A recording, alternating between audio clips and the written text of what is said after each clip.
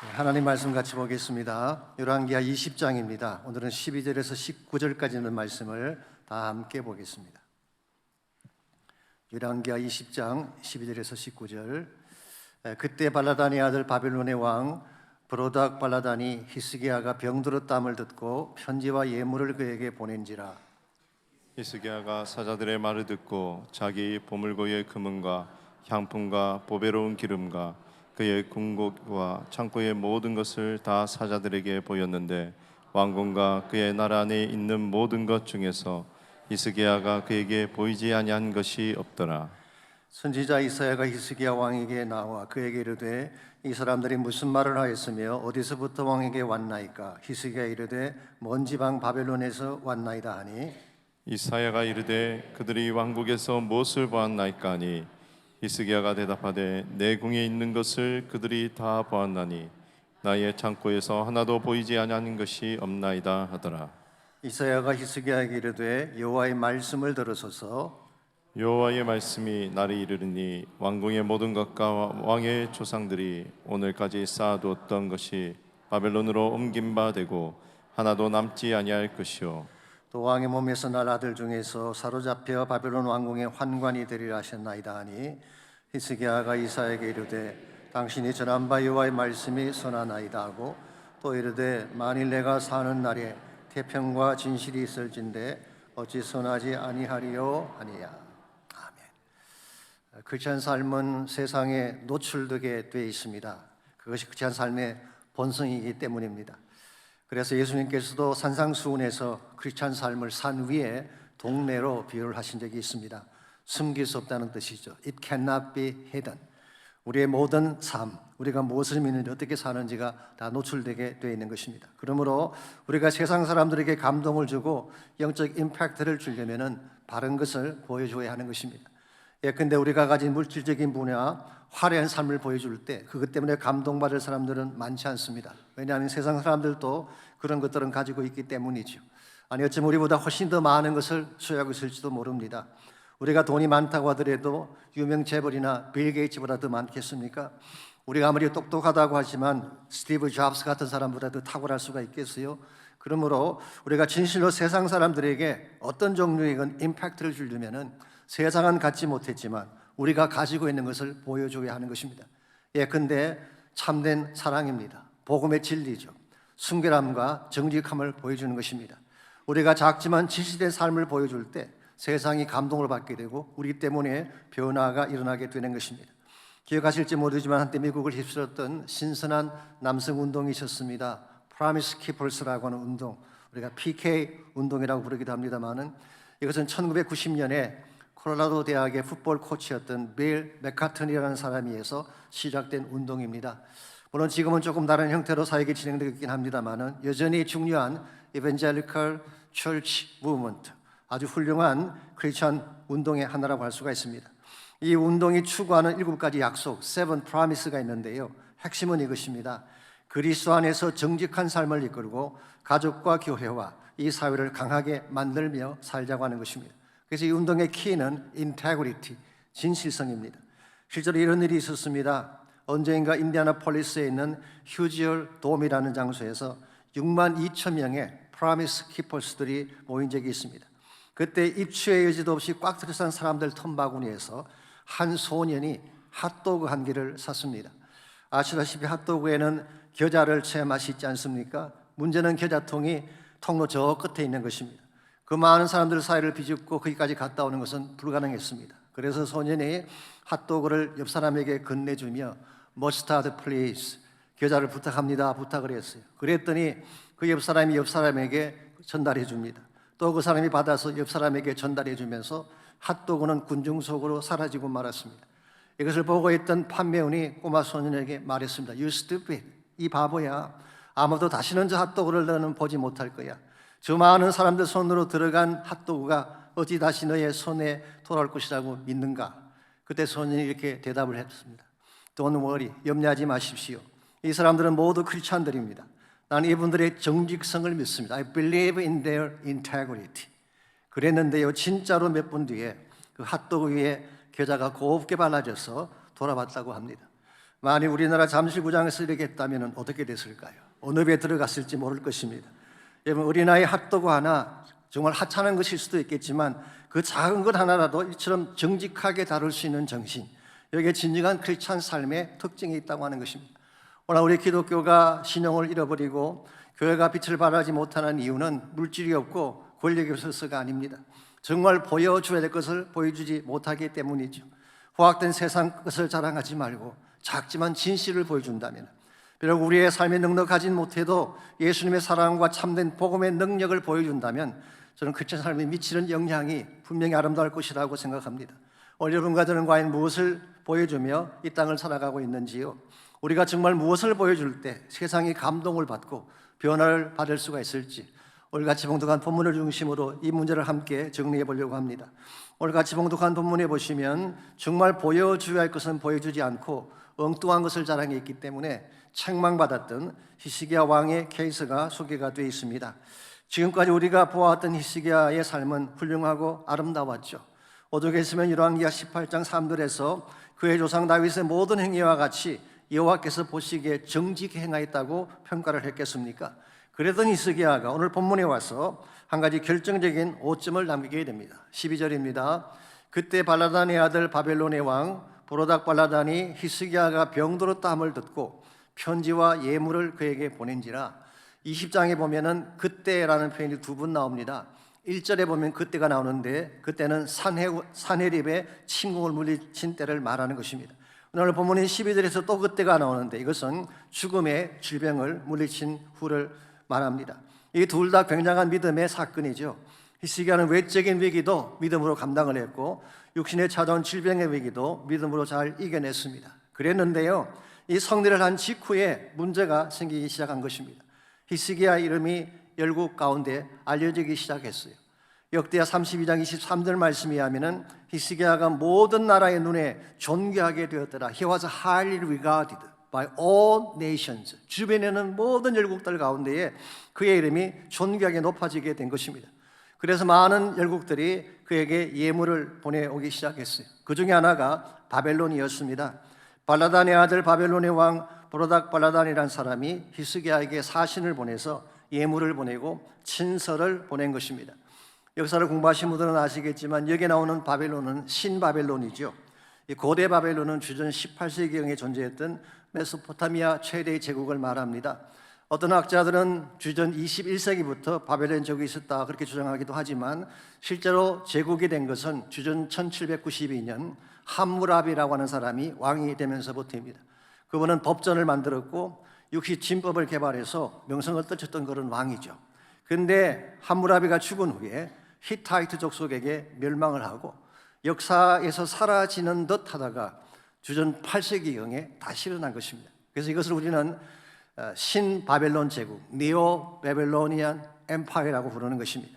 역사적인 자료를 보면요, 오늘 본문에 나오는 브로닥 발라디는 주전 722년부터 710년까지 약 12년 동안 통치를 하다가 아수르 왕 사르곤에게 패배하고 쫓겨난 왕입니다. 뿐만 아니라 그의 아들 산헤립에게도 쫓겨다니다가 주전 702년도에 메소포타미아 남동쪽으로 가서 거주했던 그런 왕입니다. 그러므로 그는 이제 막 일어나려고 하는 아직은 신흥 세력에 불과한 그런 제국이었어요. 그런데 히스기야 왕이 아수르 왕 산헤립을 물리치는 것을 보고 아하, 히스기야와 손을 잡아야 되겠구나. 그래서 사절단을 보내게 된 것입니다. 이와 같이 바벨론이 사자들을 보내서 자신에게 예의를 표하게 되자 히스기야가 무엇을 보여주었나요? 13절입니다. 히스기야가 사자들의 말을 듣고 자기 보물고의 금은과 향품과 보배로운 기름과 그의 군기고와 창고의 모든 것을 다 사자들에게 보였는데 왕궁과 그의 나라 안에 있는 모든 것 중에서 히스기야가 그에게 보이지 아니한 것이 없더라. 보물고에 있는 모든 보화들을 다 보여줬어요. 무기고에 있는 무기들을 다 보여주었어요. 심지어 왕궁 안에 있는 모든 것을 다 보여준 것입니다. 왜 그랬을까요? 아마도 첫 번째 이유는 허영심과 과시욕 때문에 있을 가능성이 많습니다. 나 이런 사람이야, 그런 멘탈리티죠. 가끔 묻지도 않는데 자기 재산 이야기하고 한국에 두고 온 금덩어리 이야기하시는 분 계시잖아요. 나 이런 사람이야, 과시욕을 보인 것입니다. maybe 두 번째 이유는 성경 주석가들의 의견처럼 정치적 의도 때문일 수도 있습니다. 고대 사회에서 이웃 나라에게 약하게 보이면 잡아먹힙니다. 그래서 일부러라도 강한 척해야 할 때가 있죠. 그렇다고 할지라도 자신이 무기고를 보여주는 것은 그렇게 현명한 태도는 아닌 것 같습니다. 그래서 보다 더 근본적인 이유는 그의 교만함 때문이라고 보아야 합니다. 사실 하나님께서 다 행하신 것인데 내가 이렇게 했다는 자신감이 앞서는 순간 히스기야는 교만이라는 함정에 빠지게 된 것입니다. 이것을 하나님이 기뻐하지 않으셨어요. 그렇기 때문에 역대하 32장 25절에 보면 히스기야가 마음이 교만하여 그 받은 은혜를 보답지 아니하므로 진노가 그와 유다와 예루살렘에 임하게 되었다고 기록하고 있습니다. 실제로 나중에 그가 보여줬던 모든 부하를 바벨론에 다 빼앗기게 되고 그의 후손들까지도 포로가 되어 끌려가는 비참한 수모를 겪지 않습니까? 자, 왜 이와 같은 불행한 결과가 주어지게 됐을까요? 히스기야가 정말 보여줘야 될 것은 보이지 아니하고 엉뚱한 것을 보여주었기 때문입니다. 다시 말씀드리지만 그가 누렸던 모든 축복은 하나님 때문에 주어진 것인데 그렇다면 다른 것을 자랑하기 전에 하나님을 자랑했어야 하는 것입니다. 하나님이 모든 축복의 원인이요 하나님이 모든 기적의 주인인 것을 자랑했더라면 바벨론이 유다를 함부로 넣어보지 못했을 터인데 히스기야는 자신을 보여주었기 때문에 패망으로 가게 된 것입니다. 오늘과 제 삶에는 이와 같은 우를 범할 때가 없을까요? 하나님을 자랑하기보다 자신을 자랑하고 진실된 신앙보다 세상적인 성취를 자랑하고 싶을 때가 없냐는 질문입니다. 이와 같은 자세로는 세상을 이길 수가 없습니다. 세상에 아무런 감동도 줄 수가 없습니다. 그러므로 정말 우리가 세상에 선한 영향을 끼치고 하나님의 기뻐하는 열매를 맺기를 원한다면 하나님이 우리에게 주신, 하나님이 우리 성도들에게 주신 참된 가치를 보여줘야 하는 것입니다. 그렇기 때문에 사도행전 3장에 보시게 되면 베드로는 성전 미문 앞에서 날 때부터 안전벙이가 되어 구라던 그 사람에게 뭐라고 선포했습니까? 은과 금은 내게 없거니와 내게 있는 것으로 너에게 주노니 곧 나사렛 예수의 이름으로 걸어라 선포했었어요. 베드로는 은과 금으로 승부하지 않았습니다.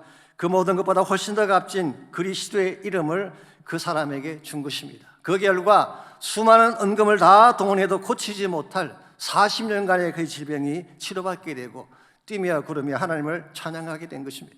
사랑하는 성도 여러분, 오늘 이 세상이 갈망하는 것도 바로 이것입니다. 그들이 우리에게서 원하는 것은 은이나 금이 아닙니다. 나사렛 예수 그리스도의 이름이에요. 이것을 세상에게 전파해 줄 수 있을 때에 우리 삶을 통해 그리스도가 어떤 분인가를 보여주게 될 때에 어두운 세상이 다시 빛을 가지고 살아날 수가 있는 것입니다. 아시는 것처럼 지금 이 세상은 어둠 가운데 있습니다. 성탄이 왔기 때문에 찬란한 장식과 불빛으로 꾸미고 있긴 하지만 그 화려함 뒤에 감추어진 어두운 삶의 그림자가 많지 않습니까? 아픔이 있습니다. 상실과 고독함이 있습니다. 갈 바를 알지 못해 방황하는 젊은이들이 생각보다 많이 있습니다.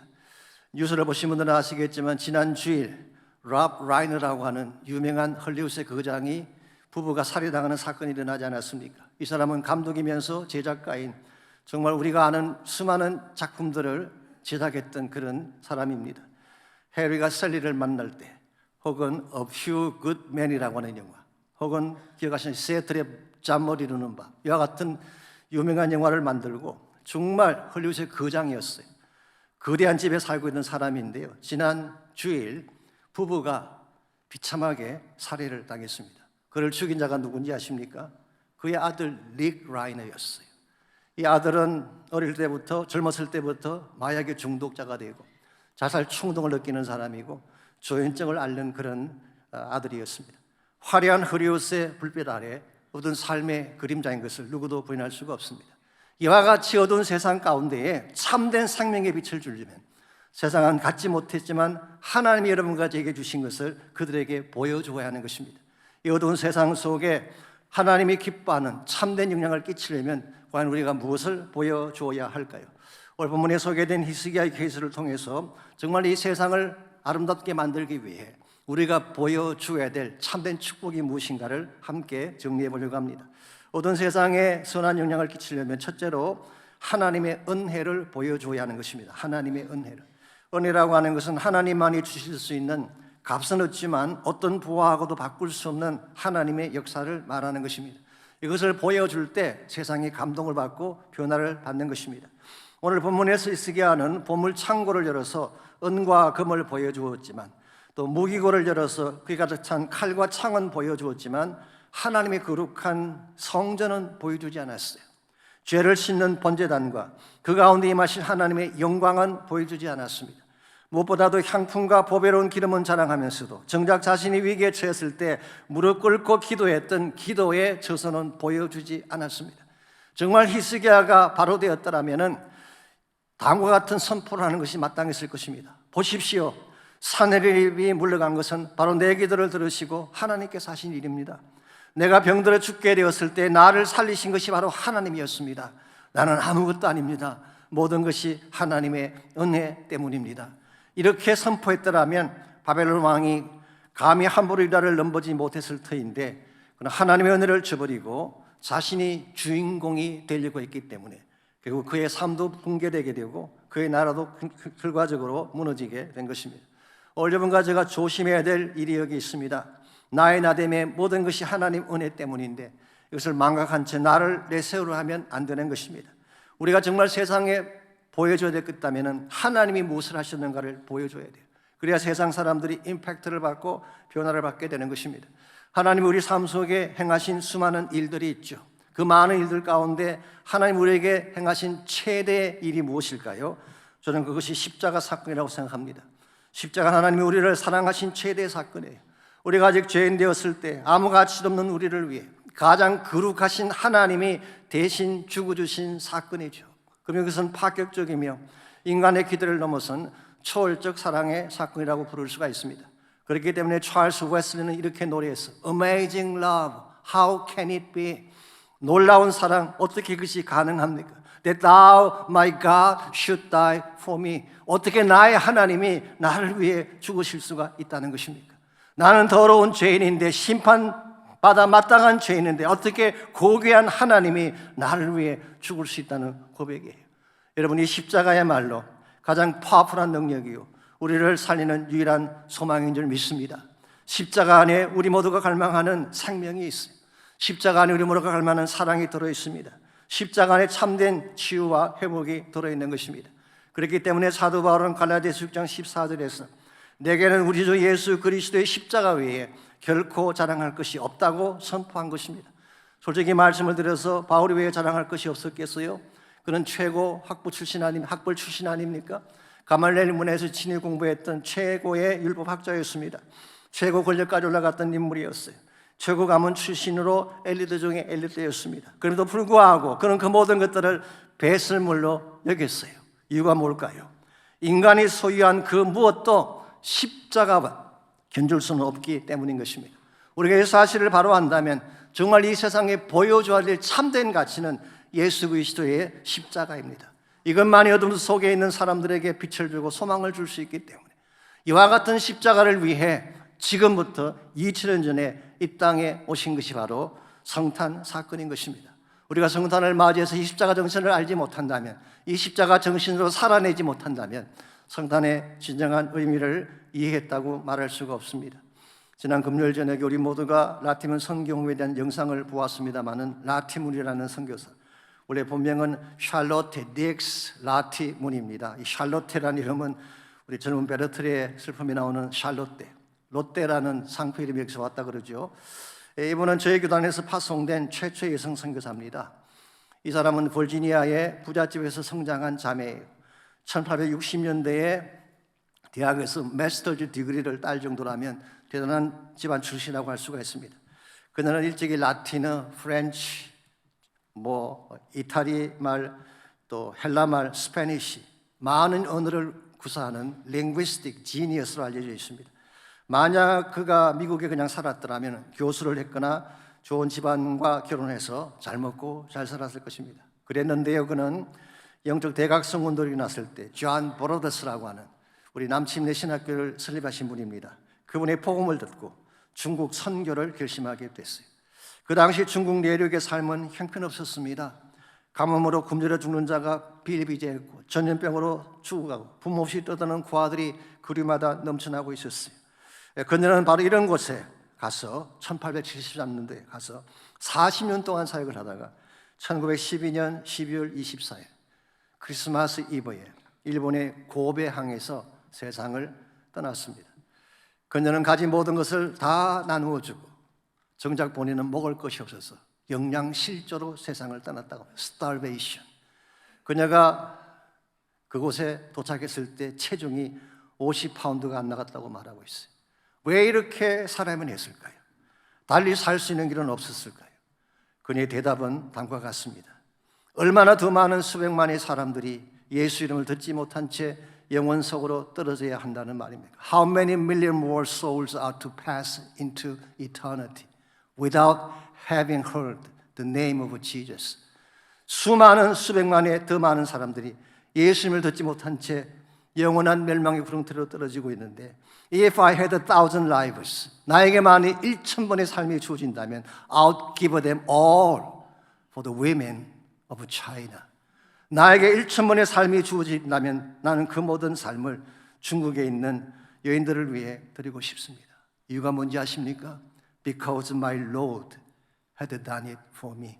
나의 주님이 나를 위해 그렇게 하셨기 때문입니다. 저는 이와 같은 것이 청탄 정신이라고 생각합니다. 이 세상을 감동시키는 삶이 여기 있는 것입니다. 가난한 사람들을 위해 나의 특권을 포기하는 삶, 생명을 건지기 위해 나의 모든 것을 내어드리는 삶은 세상이 흉내낼 수 없는 삶입니다. 여러분과 제가 이 십자가 정신으로 돌아가서 참된 복음의 삶을 살아내고 예수님을 이들에게 소개하기 시작할 때에 세상은 교회를 다르게 보기 시작할 것입니다. 진정한 차원의 부흥이 일어나기 시작할 것입니다. 참된 부흥은 숫자가 아니라 복음이 살아나는 것을 말하는 것입니다. 성탄이 어떤 사건입니까? 예수님의 구원 사건인데 이 성탄을 맞이해서 복음을 전가하지 못한다면 우리는 바르게 살고 있다고 말할 수가 없을 것입니다. 이런 면에서 우리가 정말 세상 속에 보여줘야 될 첫 번째 일은 하나님의 은혜의 핵심은 예수 그리스도의 십자가입니다. 두 번째로는 세상에 바른 영향을 끼치려면 하나님의 진리를 보여줘야 됩니다. 하나님의 진리는 하나님의 길을 말하는 것이죠.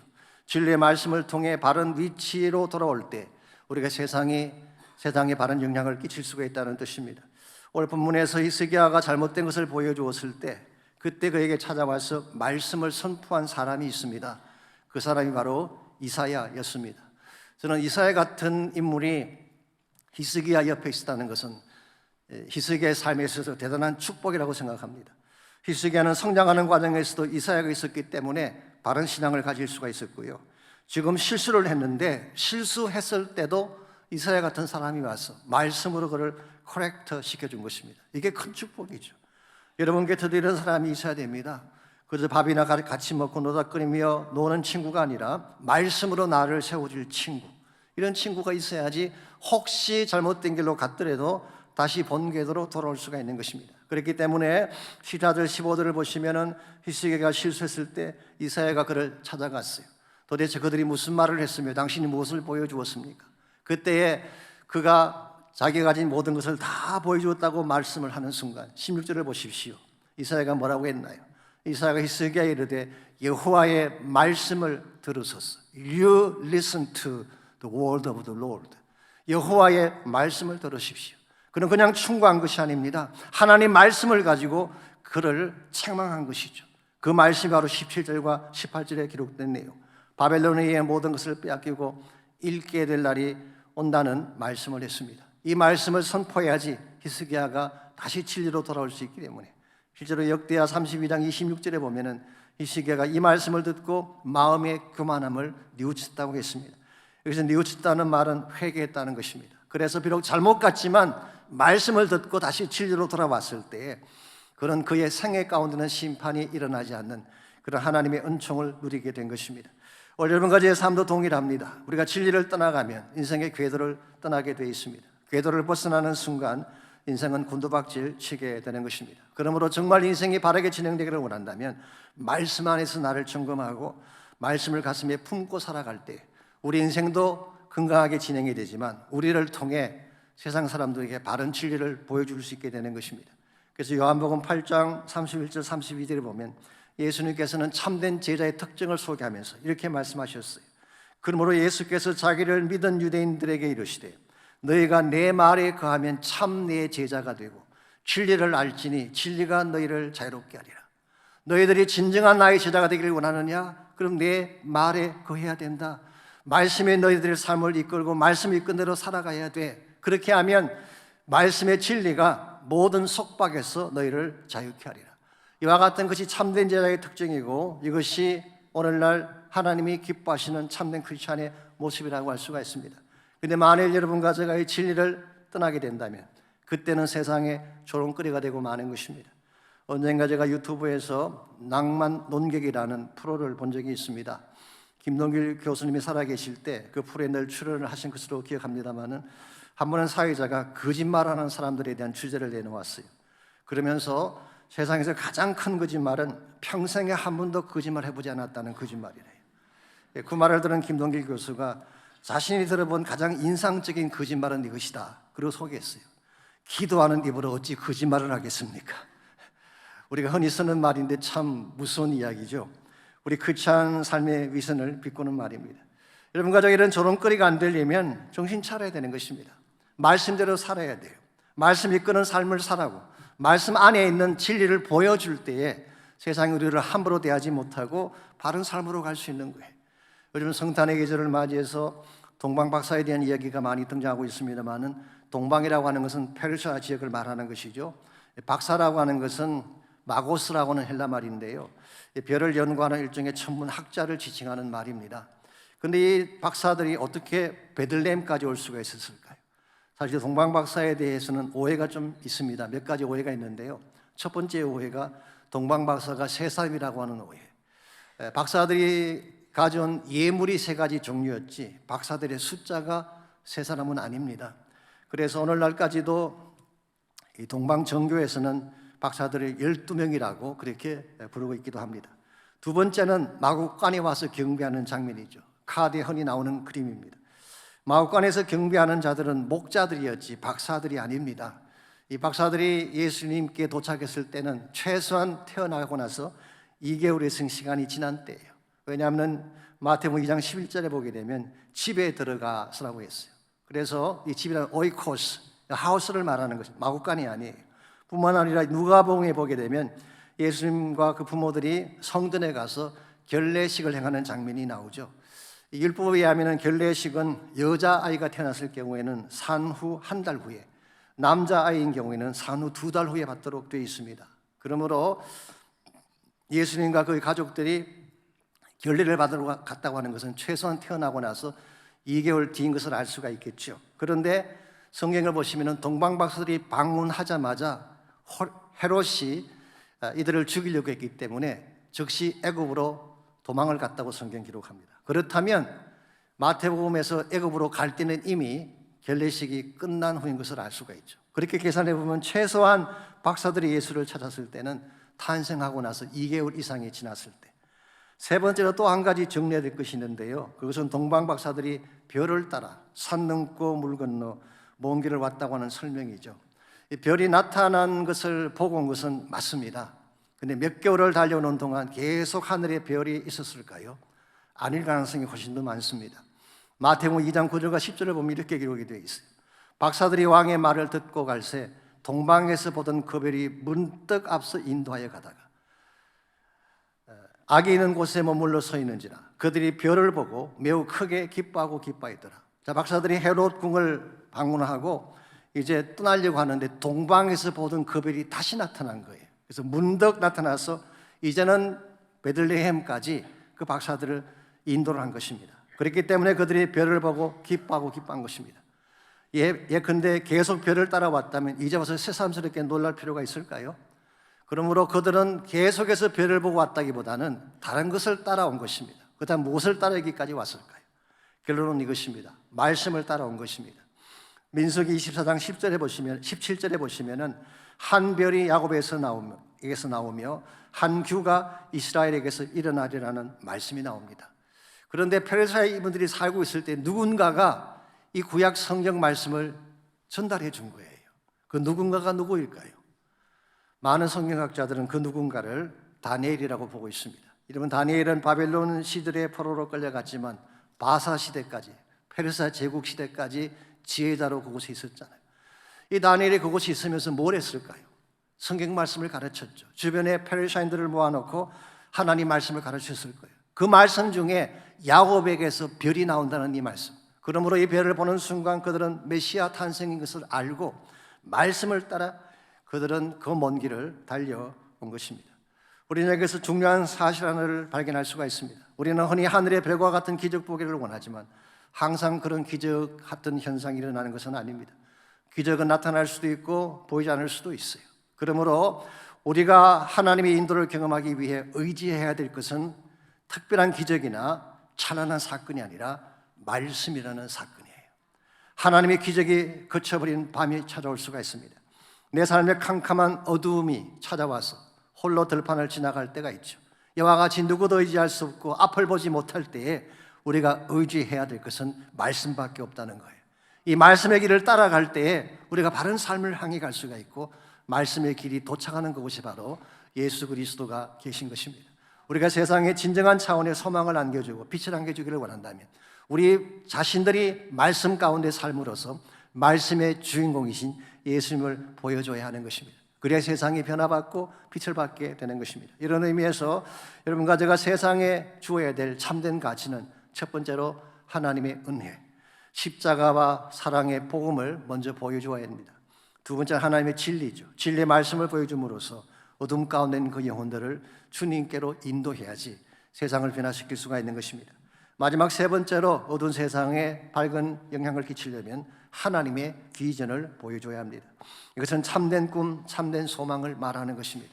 우리 모두가 마음에 품어야 될 참된 비전은 무엇일까요? 궁극적으로 하나님의 나라를 의미합니다.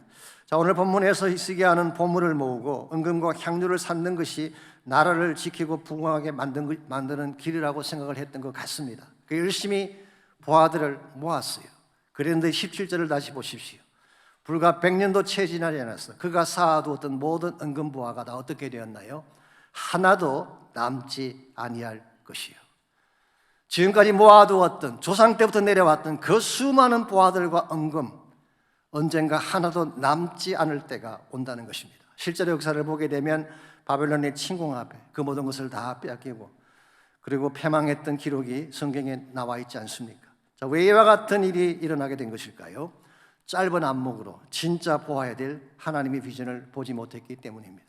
여러분, 하나님의 비전은 유다 왕국이 아닙니다. 바벨론 제국도 아닙니다. 하나님의 비전은 그 뒤에 일어날 페르시아 제국도 아니고 헬라 제국도 아니고 심지어 로마 제국도 아닙니다. 하나님의 비전은 장차 그리스도를 통해 세우실 영원한 하나님의 나라를 말하는 것입니다. 그게 우리의 진정한 비전이에요. 그렇기 때문에 사도 바울은 고린도서 4장 18절에서 우리가 주목하는 것은 보이는 것이 아니요 보이지 않는 것이니 보이는 것은 잠깐이요 보이지 않는 것은 영원함이라고 했어요. 보이는 것은 이 세상을 말합니다. 화려해 보이지만 그것은 잠깐입니다. 그러나 보이지 않는 세계 하나님의 나라는 영원한 것입니다. 영원토록 쉬하지 않는 나라가 바로 하나님의 나라입니다. 오늘 여러분과 제가 정말 인생을 그려야 된다면 어디에 인생을 그려야 될까요? 바로 영원토록 쉬하지 않을 하나님 나라에 우리 삶을 그려야 되는 것입니다. 그럼에도 불구하고 우리는 세상의 영광과 세상의 상급을 바라보며 이 땅을 향해 달려갈 때가 많이 있습니다. 그러나 여러분, 이 땅 창고에 쌓였던 나의 부하는 언젠가 하나도 남지 아니하고 사라질 날이 오는 것입니다. 그러므로 이 땅의 부활을 향해 달려가는 삶보다는 하나님의 나라 꿈을 안고 주의 부르심을 향해 달려가야지 한 번을 살아도 바로 살 수 있게 되고 남기는 열매가 극대화되고 아름답게 되는 것입니다. 미국의 한 중부 지역에서 성탄 시즌을 맞이해서 세일즈맨들을 격려하기 위한 컨테스트가 열렸다고 합니다. 세일즈맨들은 자신의 판매하는 물건을 가지고 나와서 관중들 앞에 소개를 하는데 만약 가장 뛰어나게 물건을 소개한 사람에게는 5번 벨이 울리게 됩니다. 그리고 2등을 한 사람에게는 3번의 벨이 울리게 되고 보통의 경우는 1번 벨이 울리도록 했어요. 제일 먼저 보험 판매원이 나와서 기가 막히게 자신의 상품을 소개했습니다. 그랬더니 벨이 5번 울렸어요. 두 번째 나온 사람은 컴퓨터를 가지고 나와서 훌륭하게 제품을 소개했습니다. 그랬더니 그에게는 3번의 벨이 울렸습니다. 세 번째 판매원은 책을 갖고 나와 소개했는데 앞에 두 사람보다는 신통치 않았는지 벨이 1번밖에 울리지 않았어요. 네 번째 사람은 원래 자신이 판매하는 제품을 소개하려고 하다가 문득 이런 생각이 들었습니다. 이렇게 많은 사람이 모이는 기회가 많지 않은데 더구나 주님이 이 땅에 오신 성탄의 계절인데 이 많은 사람들 앞에서 내가 좀 더 값진 것을 소개해야 되겠다 그렇게 마음을 먹고 원래 계획했던 제품을 내려놓고 예수 그리스도를 소개하기 시작했어요. 예수님이 여러분과 저를 위해 이 땅에 오셨습니다. 이분을 믿어야 생명이 있습니다. 이렇게 소개했을 때 반응이 어떤 반응이 나왔을까요? 청중들의 반응은 설렁했습니다. 잠잠했어요. 그리고 아무런 벨 소리도 들리지 않았습니다. 그래서 이 사람이 받게 될 상이 무엇인지 아십니까? 바로 노벨 프라이즈. 벨이 울리지 않는 상. 이 세상 사람들이 볼 때는 아무것도 아닌 것처럼 보이지만 하늘나라에서 준비해 놓으신 노벨 프라이즈. 여러분과 저는 이 땅의 상을 향해 달려가는 인생이 아닙니다. 하나님 나라 상급을 향해 달려가는 인생이 되어야 됩니다. 그것만이 가치 있고 영원한 것이기 때문입니다. 성탄의 계절이 우리 앞에 다가왔습니다.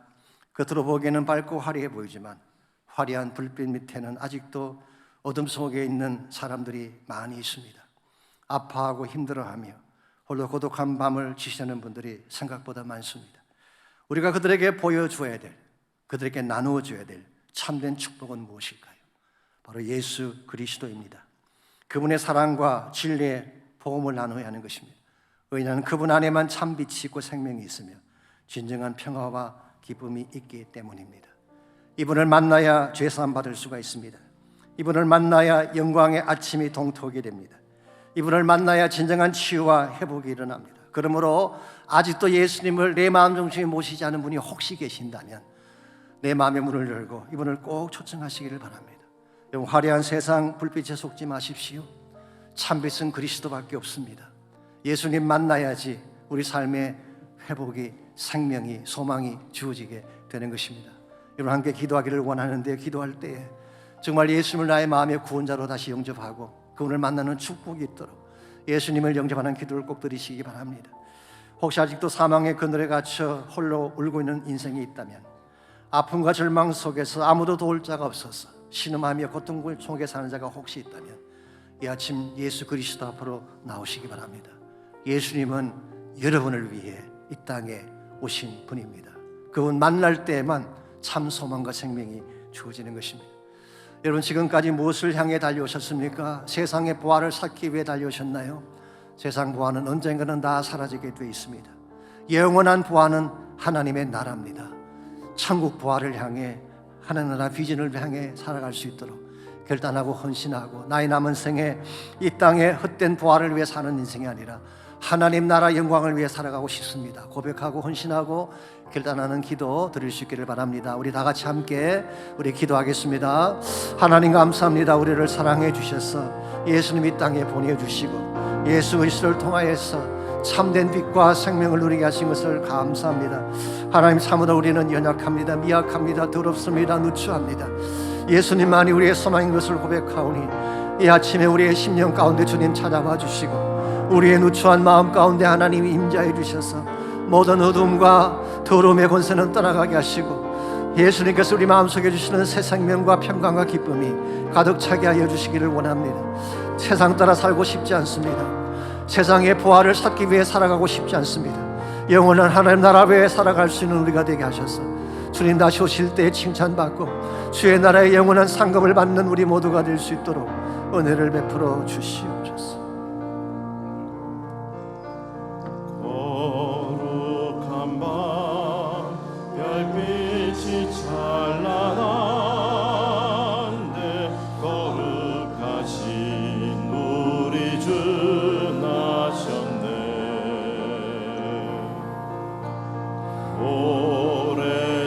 오랫동안 죄악에 얽매여서 헤매던 죄인 위에 오셨네. 우리를 위해 속죄하시려는 영광의 아침 동이 떠온다. 우리 다 일어나서 함께 찬양합니다. 경배하라 천사의 기쁜 소리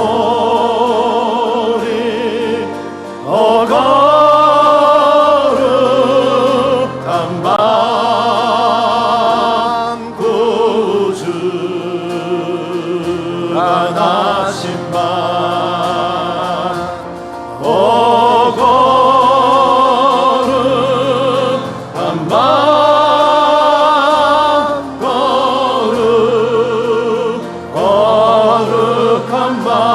주님께서 제사슬 부르시니 주님께서 제사슬 부르시니 감사 찬송과 함께 부르세. 주 복음은 사랑과 평화로다. 오래도의 사랑을 나누세. 영광의 찬송 함께 부르면서 거룩한 주의 이름 높이세. 경배하라 천사의 기쁜 소리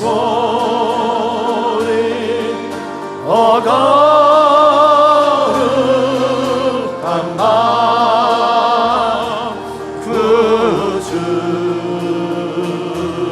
나신 밤 거룩한 밤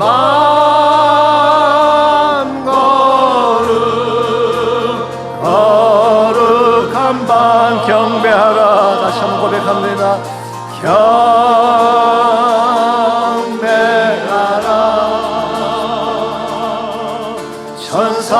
천사의 기쁜 소리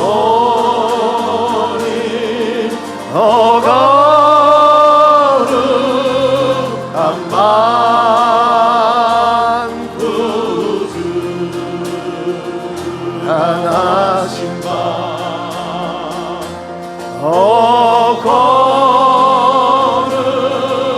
거룩한 밤